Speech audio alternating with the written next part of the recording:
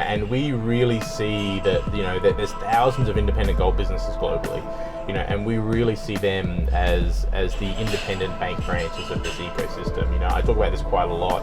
And a lot of people, I think, really resonate with the concept, and that is that we want there to be, 5,000, 10,000 bank branches that are on and off ramps to the digital ecosystem, that are independently owned, that have this trustless structure around them, that are also local, that you can go and talk to, that are really going to help remove some of the barriers between those who are uninitiated into the space and those who want to be involved. That is Michael Cotton, and this is episode 39 of the Blockchain Pro podcast.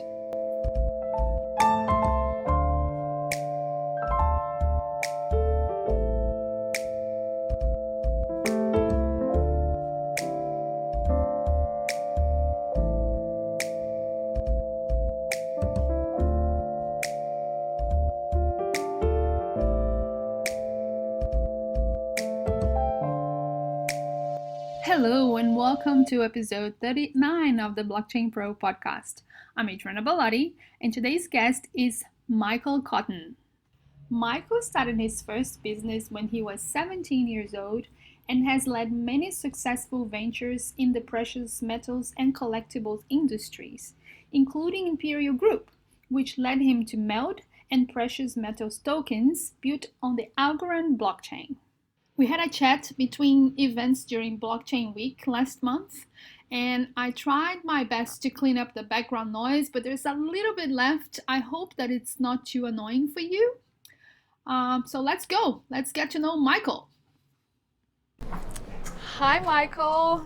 Hey, Adriana, how are you? I'm all right. How are you doing? Very well, thank you. Thanks for chatting to us today. Thank you for having me. I appreciate it. I'm super excited to be talking to you because gold in the blockchain is a big thing. But before we get there, let's go back in time. Tell me a little bit about how you chose to work in this industry up until the point that you decided to go on the blockchain. Really good question. Also excited to be meeting in person too. I think that's almost a gimmick these days. It is. Really good question. So I started my business when I was 17. I guess in true startup fashion, it was from my bedroom, in a singlet and underwear, and not very exciting or flattering, I'm sure. And started working in the precious metal space. To be honest, at the time, I probably didn't grasp the value of precious metals the way I went on to do so. But I got a really awesome education in the industry by, one, being young, being interested, being keen, and being hungry, and so I had some really good advice and mentors through the space. And slowly but surely, I really started to realize, one, the industry was very stuck and very uncollaborative, and really didn't see much innovation at all, which for me was fantastic, because for someone who really loves innovation and loves technology, I started to really see, wow, there's this huge opportunity to take massive leaps in what the industry has available to it and can utilize. And so this is all pre-blockchain, but started looking at actually streamlining the supply chain with technology, and started doing that and started working with other big businesses within the industry. And some of these businesses were 100 plus years old. And, for them dealing with a young startup who was in the industry, who managed to actually get to a point of transacting with them at that kind of level, sort of created a lot of intrigue, and really meant that the relationships I was building in the industry were really strong, because, thankfully a lot of them had a lot of good things to say about the fact that I made it as far as I did for an industry that tends to be a bit of an old boys club. And then a good friend of mine introduced me to blockchain, and to be honest, at first I was like, I don't know about this, and partly probably because he wasn't very educated on the topic, so I sort of dismissed it a little bit. And then I started digging a bit myself. I saw a few things. I was like, this is actually really interesting. And for me, gold ownership has often been done via certificates, and blockchain was the perfect digital version of ownership of gold, of real gold in a vault. And that completely opened my mind to the idea of this is a fantastic way for gold to be transactable as a currency once more, which is a really big part of what the ambition is behind the product. So for people who are not familiar with how this gold in a vault thing work, so is that when you buy gold, you buy a certificate of gold. You just don't go to a store and buy gold and take it to your home. Or can you do both? You can do both. So you can do both. And the way we've designed the product, which we're the only one to do it, and I think the reason for that is coming from the gold industry, I always talk about it, we are the gold industry adopting tech. We aren't tech trying to adopt the gold industry, which means the insights and the capabilities and the understanding of the ecosystem is a lot stronger when we come from the industry position. And we had two really distinctive goals. One, we had to have the ecosystem actually streamlined so it could be in this really incredible low cost, efficient supply chain to be digitized in an effective way. And the other part of that was then we had to deliver the digital side. But the end goal was we don't want this to be a case of you can't take your money and get your money from the bank. You go there and say, I want 100 grand, they go, we haven't got it. We wanted this to be the way we feel the system should be. If you own 10 kilos of gold, you should be able to go and collect it. Vice versa, if you want to go redeposit that gold, you should be able to deposit and get the digital representation back and go out and spend it and do whatever you like with it. So, we've really been building the system around the idea that you can go in and out. It's okay. So you looked at blockchain again. You saw there was a use case there. How was your journey into finding your right partner and actually building a business and launching it? Yeah, really good question. So originally, Ethereum was where we started. Which I think is where a lot of people start. It seems to be the most obvious choice. The biggest issue we had is we face challenges that others don't, which is we are actually responsible for a physical commodity that's attached to blockchain. So it's not a case of let's not worry about it in 10 years if that token hasn't quite worked, it's not such a big deal for us. In our case, we're storing, insuring, managing a physical infrastructure and ecosystem. So there's a really strong need for us to get it right. And the issues around speed, transaction cost, even some of the capability of the tokens was a struggle for us to feel like it was going to be the right match. And then actually the current Meld GM, AJ, who I met, had actually studied under Silvio, who is the founder of Algorand. And for those who don't know, he's won things like the Turing Award, which is the equivalent of the Nobel Peace Prize for mathematics and computer engineering. Incredibly smart guy, and really himself and some other amazingly bright people put their minds together to create what they designed was, and what I would say is probably the best blockchain tech in the marketplace.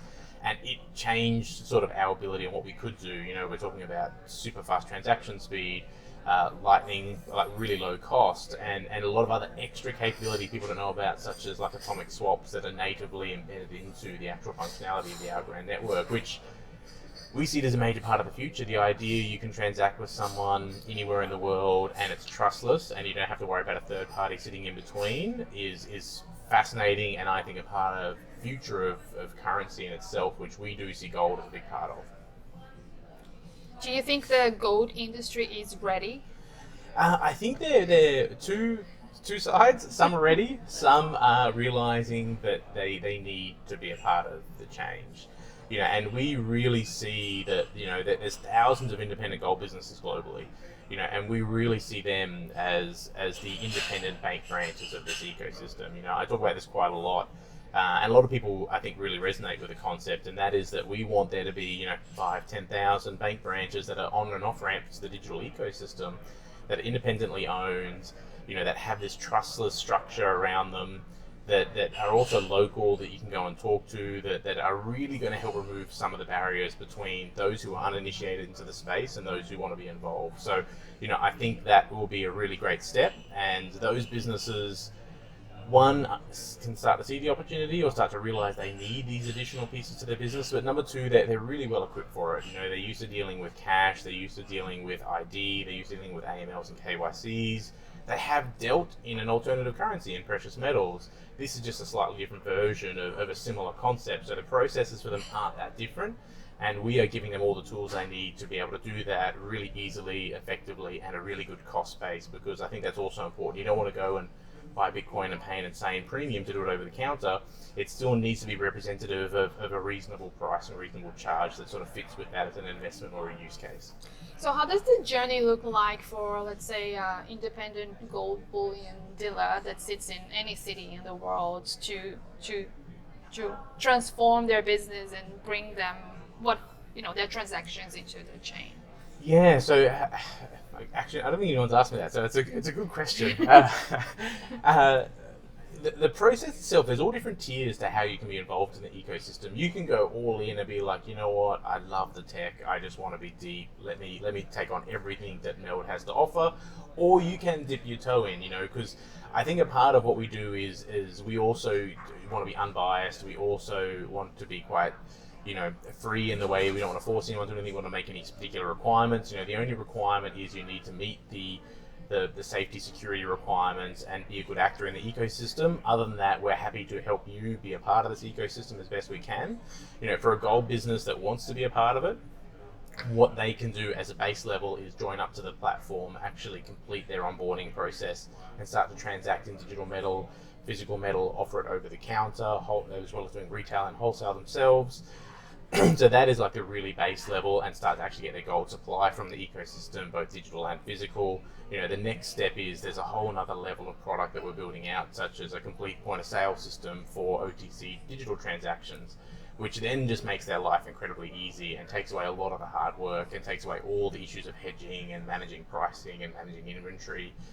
So it is a bit of a stage process to how involved you want to be, and we're seeing both. We're seeing businesses that just want to dip their toe in, see advantages to parts of the ecosystem that they want to take advantage of, but the other sort of side scares them a little bit, which I'm actually really okay with, because I think it's the first step to them being involved in a greater way.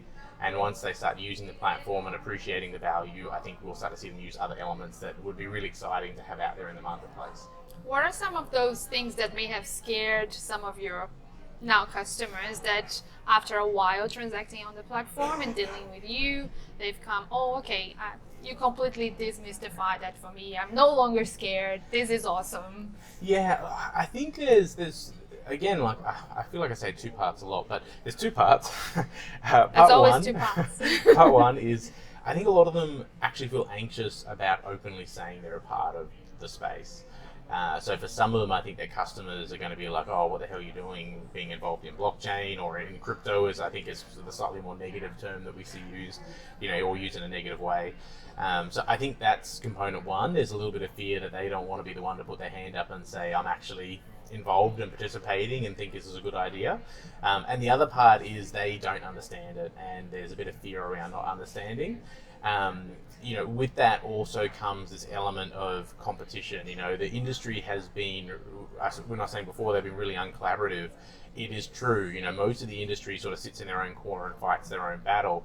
And Meld represents something completely different, which is this idea, let's all work together to benefit ourselves collectively. It's better for everyone, both yourselves, your customers, the ecosystem, creating gold as a currency, which most of these businesses have always thought gold should be.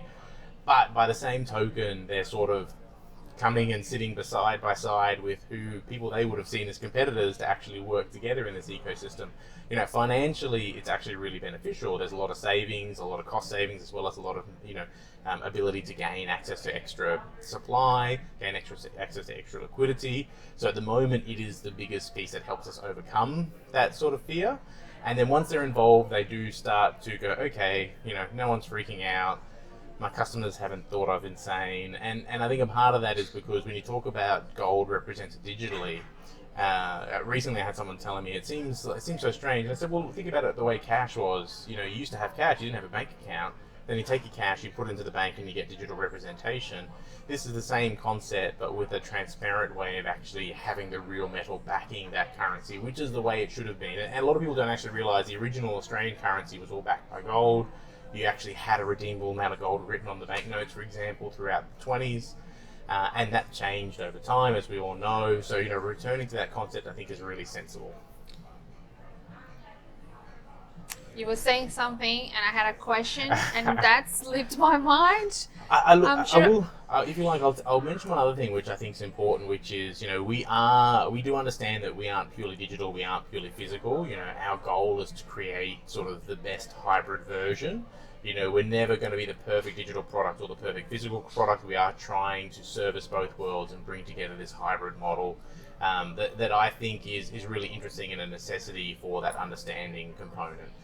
So decentralizing the metal across an ecosystem that's physically decentralized, as well as having the decentralized ledger technology, I think is the right combination for future adoption. And I talk about this a bit, but the idea of, let's say fiat is no more, let's say it doesn't work, we realize it's maybe not functional, or the way it's actually, the economics behind it hasn't worked. What's a stable alternative you'd be paid your wages in? I'd be nervous to be paid in a lot of different things. I wouldn't be nervous about gold. It's stable, it's accepted everywhere. It's something where if I got my wages, I wouldn't be worried the next day it might be worth a lot less and I can't pay my rent. So we really see it as having that position for the future. I remember what it was now. So within your network, you sign all these different gold dealers, and each one of them hold a certain amount of gold. So that in actual fact means that the gold storage is decentralized, not just the gold certificate. Correct. So, and with the gold storage, there's a really stringent requirement to be a part of a physical network that forms the Meld ecosystem. So there's dealers who don't have gold within their actual holding, which is majority of the ecosystem, and then there's a small number that do actually have gold. So, and that is the intention. The intention is we don't want all this gold in one country in one vault. We want this gold spread out with trustworthy actors throughout the entire ecosystem globally. So this metal can be accessible in this global currency banking network. I think, and that's the right hybrid combination for the future of the digital and physical working together. Have you had a case of someone coming in with their Meld Gold tokens and say, I want gold? We have, yeah, we have. We've How also did that had, work? which, a really cool part of that too is we've had people come in with Meld Gold and wanted silver. Which Oh, all these okay. things are really possible as well. Yes. And look, that's kind of the beauty of the product, is it gives you options that are much more low cost to transact in, but also, even little things. If you have the physical at home, and a lot of people own physical gold, even whether it be jewelry or bullion, to sell it, if the price is great at midnight, you have to wait until the time opens, you have to go in. If it's a really particularly busy deal, you might have to book a week ahead. It's not always as easy as you'd like it be. If you do have digital, for example, and you want to come in and actually get your physical, really possible. You can do it with any depository partner, which are those partners that can hold metal. Mm-hmm. All you pay is the cost of actually acquiring the physical form of the metal. So you go, I've got a kilo of silver. There's a small charge for actually making it in whatever form you choose. You might go, I want a 1 ounce coin, I want a 1 kilo bar, I want 10 ounce bars. You can decide on what form you want, and then you can redeem, hand over your tokens, pay your fee for actually acquiring the physical format of the metal, and you're good to go. That is so interesting. I wonder if more people are going to do that, or if this is really going to be all digital and everybody's just happy to hold their tokens. Yeah, look, I think the stage that'll help decide that is as the ability to earn yield on digital metal comes to fruition. I think that's when we'll start to see a lot more people interested in the digital side, because then there's a really strong reason as to why you'd have digital. It makes sense. You can go get money on your Australian dollars in your bank account. Sadly, it's reasonably dismal and maybe doesn't count for much. But the brilliant part about blockchain is the ability to actually earn yield on assets is there and is available and is really possible. So I think we'll really start to see it take the form of a currency when you can actually take your digital gold and earn a 6% interest on that gold.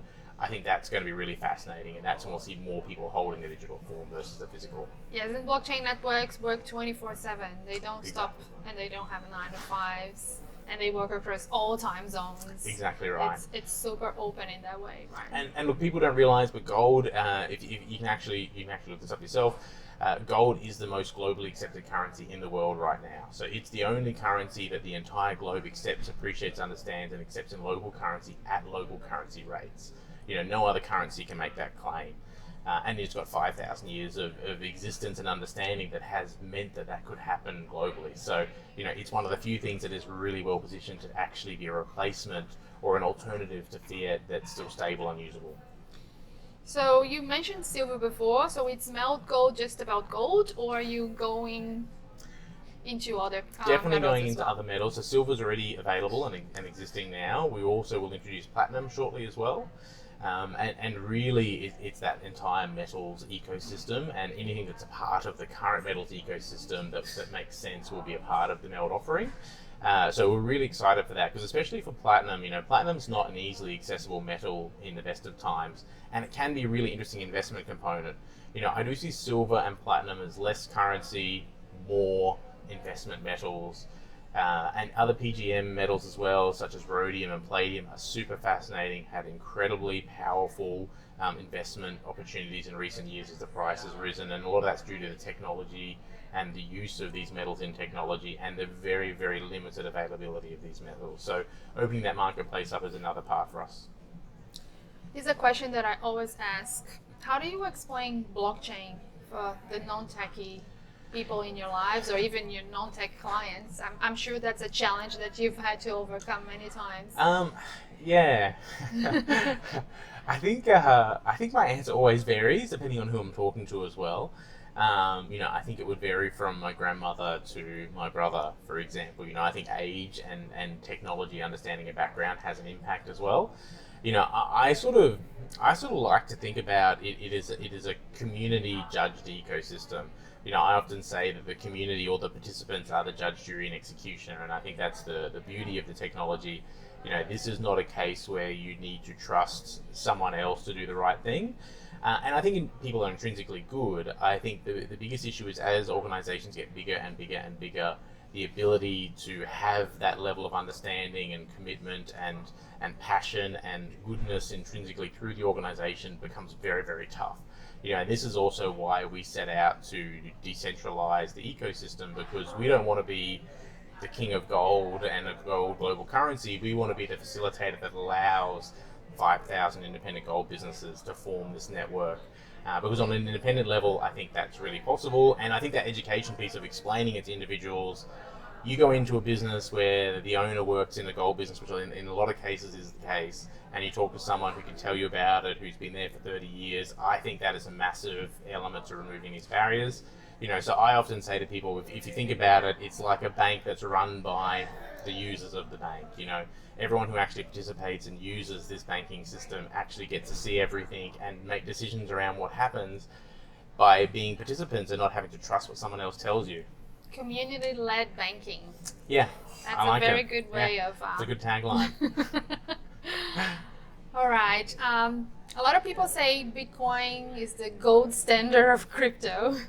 I'm pretty sure you disagree with that. How does that go for you? I think there's an entire psychological, conversation, or a philosophical conversation about gold versus Bitcoin as well. In reality, Bitcoin's fundamental design, so many of its characteristics are designed around what gives gold its value. Exactly. I think it's also talking about 5,000 years of gold. I think there also needs to be an appreciation that time is different now. So judging 5,000 years is maybe not necessarily a great metric. It definitely explains why the entire world accepts it. But I think one of the really sort of key differences, and Bitcoin was meant to be this digital gold that could be a currency, but it's facing the same issues of gold in its native format, in its natural format, which is that, now it's hard to transact in, it's slow to actually do it on chain, has become really difficult, and that's a problem that's only going to persist and potentially get worse. Whereas, I think gold is really well positioned because it has uses beyond the currency side. So if we can create this hybrid version, I think it's the really right mixture to be a real currency. Whereas at the moment, I definitely wouldn't suggest anyone taking their wages on Bitcoin if it's something that is actually the money you need to live on. I would be very nervous to tell someone to commit their life savings to Bitcoin if that's actually the money they need to survive with, for the time ahead. That would be a really daunting scenario, whereas gold and the stability of gold actually presents for a more suitable use case as that alternative currency or that alternative stable currency. Yes, risk takers like myself love Bitcoin, but I'm also very happy to have an option. And look, I have both, so it's not to say I don't own Bitcoin, because I do, and I think it has its place, which, in terms of if you were gold a year ago and you bought Bitcoin a year ago, you're probably happier with your Bitcoin right now. Yes. I think is a really good example. So I think by the same token, if you bought it in 2017 and sold it, 12 to 18 months later, you might not have been so excited. So, I think for that side of things, they are different. They both play a role, and I think they belong in an investment portfolio in both scenarios. And I think in terms of future everyday use case as a currency globally, gold is better positioned to answer that call. And especially in the shorter term, like if you're holding Bitcoin in the longer term, like for example, I have Bitcoin, my superannuation, which I'm also going to put some gold there, but looking 10 years into the future, I think that's a good play. But as I said, I'm a risk taker. And I think too, Bitcoin is still going through the price discovery phase in reality, and I think that discovery phase is still a long way off being completed. I think we've got a really long journey of Bitcoin really finding its place. If you talk about how much money is in the market for in terms of the community, there's not actually that much. I think if you then go those who have money in the market, how many really understand blockchain? I think that then get down to a really small segment of the market that actually understand and are invested. So I think, I guess it's our battle for the next sort of 10 years is to help the community understand this is a technology. Maybe forget currency for a minute and understand this is an incredible technology that is incredibly powerful and useful, and it is definitely here to stay in one form or another.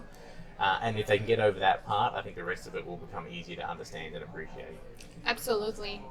I just mentioned superannuation. Are you looking to form partnerships with the super funds, and how is that space evolving? Most definitely. Like at the moment, there's no, the self-managed super, really easy. You can actually participate right now, as I'm sure you have done by the sounds of it. Yes. In terms of actual major super funds, their involvement in the blockchain space, from what I understand, is non-existent for the minute.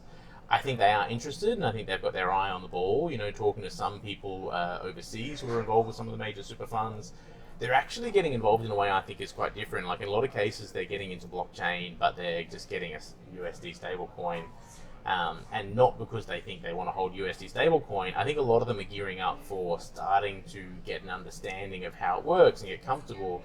Because we also all know if the time comes they want to be involved, and it's a time when everyone wants to be involved, it's really hard to get help because everyone's screaming for assistance and help. And number two, wrapping your head around this space in a short period of time is not an easy task. So, I think we're seeing the signs that, super funds and similar large organizations are starting to get involved in ways that are really low risk and easy and more about getting familiar with the tech, which I hope is because they are gearing up to get involved in a bigger way. And also because you investing or buying gold tokens will be much more familiar to them than buying Bitcoin, for example, or any other crypto, or just trying to tackle DeFi. Completely. A really good project based overseas was building on our ground as well, called Ledgermatic. Really great team, really nice guys. They're finding on that institutional side as well that exact use case. They're actually like, look, we want to kind of get involved and maybe start holding some stable coins to get familiar with the process and the tech. And gold is a great example of that because something they're comfortable with, something they're used to, something they can understand. So I think we're really well positioned for that side as well, which is really great. I think there's still, I think there's a long way to go in terms of understanding DeFi and how that fits in this future economy, and how regulation fits around that sort of scenario. But I'm excited to see where it goes, and I think being a part of it now means you get to be on that journey as well. Yes, you do. All right. Any final words of advice for let's think about your customers, the gold dealers that may listen to this. Why should they get involved? Look, I think for starters, I would categorically say that it is the future. I think this is coming, and this is something you can be a part of. I also think the outlook of being a part of digital gold is not scary. It's not the same scary level that I think a lot of people still associate everything blockchain with this scary side of the market, and it's really untrue. I think a great example is here at Blockchain Week. They had MasterCard talking about creating blockchain tech for beef farmers to get paid faster and monitor the supply chain. An incredibly smart and sensible use case. They've been talking about tokenizing medical records and identity. This currency side is not necessarily what it's all about. Again, it's this technology use case. So I think for any businesses out there who are interested, especially in the gold space, talk to us. We're happy to answer any questions. Even if it's you don't get involved but you want to understand more, this is what we're all about. We're in this for the long run.